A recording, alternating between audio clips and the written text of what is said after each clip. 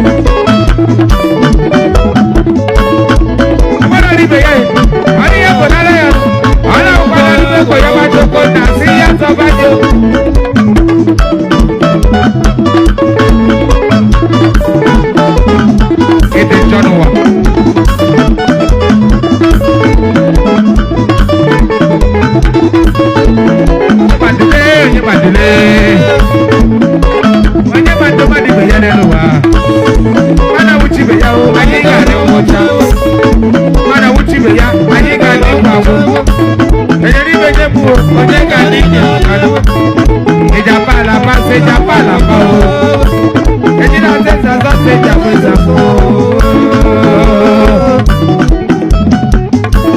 agbanwere anọ n'ibe ya ara ya nwere ara ya nọ ọ na-awụkọ ọrụ eko ya nwachoko na ọsọ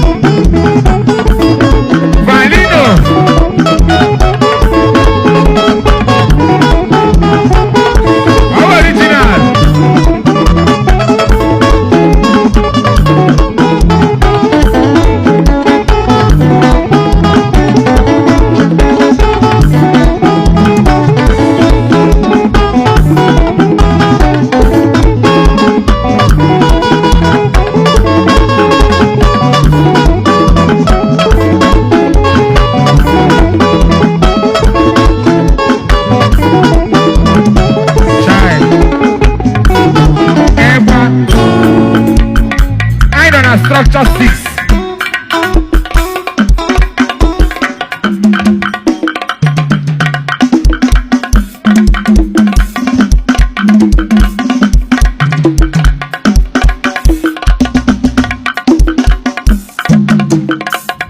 Oya Logistics Manager in Destiny Brothers. Structure Oya.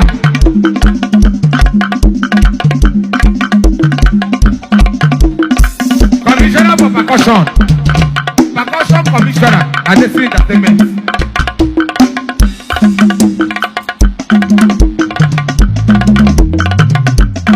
Oh, we are with the overall coordinator of Oja. Overall coordinator of Oja.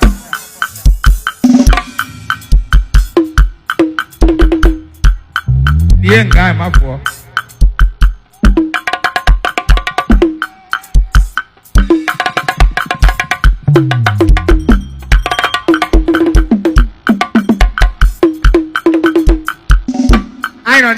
Shake a leke, shake a leke, shake a leke, shake a leke, bango shake, shake a leke, shake shake a leke, shake a leke, shake a leke, bango shake, shake a leke, shake a leke, shake a leke, bango shake.